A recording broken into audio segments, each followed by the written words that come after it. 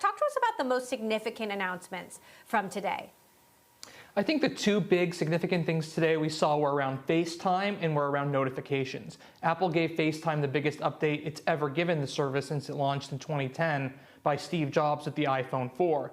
This is going straight after Zoom. They're adding scheduled FaceTime calls, they're adding improved video and audio quality, and a new feature that allows you to start a FaceTime call and then send a link to it to another user, just like you do with Zoom. And interestingly, it will work on the web on both Android and Windows. So slightly opening up FaceTime a bit. Not all the way, you're not getting native FaceTime apps on Android and Windows, but you're being able to use it on the web.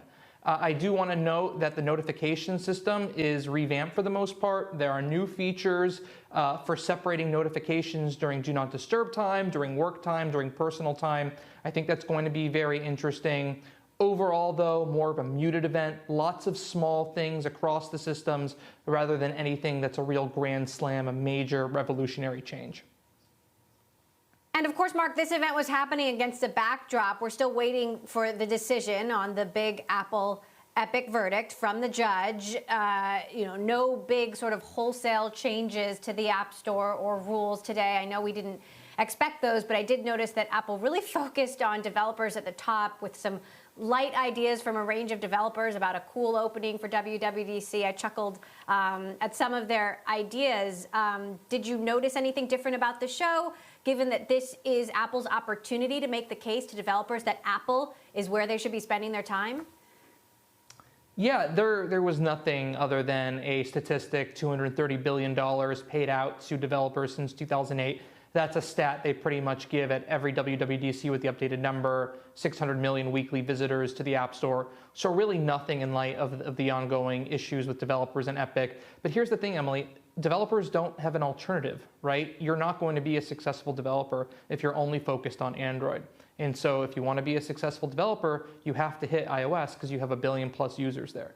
So developers could be upset with Apple all they want, but if they want to continue to be software developers for mobile devices, well, they're going to have to play ball.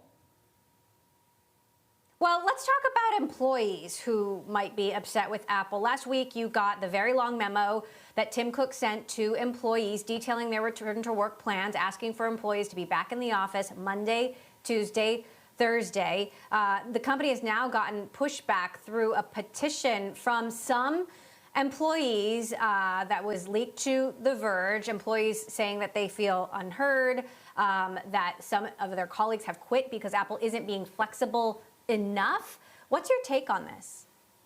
My take is when you have 30,000 plus employees in Silicon Valley and over 160,000 employees globally, you can't make everyone happy. And I believe that letter is signed by about 80 employees, so a very small number. I think that the 3-day in-office and 2-day remote change for Apple, this hybrid remote work setup, is incredibly unique. And in a way, it's sort of shocking to me. I was fully expecting Apple to require employees to go back 5 days a week. That is the culture of Apple from the beginning, and I didn't think that 1 year away would necessarily change that, but clearly the pandemic has had that big of an impact on a company like Apple. So I think that 2 days a week remote gesture is a significant one. What it does not address, and an issue I think is going to, go ahead. Well, I agree with you, Mark. I think there was more flexibility in there than I expected from a company like Apple. Yeah, absolutely. What this does not address, and I think this is actually going to be the bigger issue long term, is that people don't necessarily want to live in Silicon Valley as much as they used to. So they really need to address the idea of people working in other cities as well. And I think they've been doing that by opening up more and more offices in more places across the world.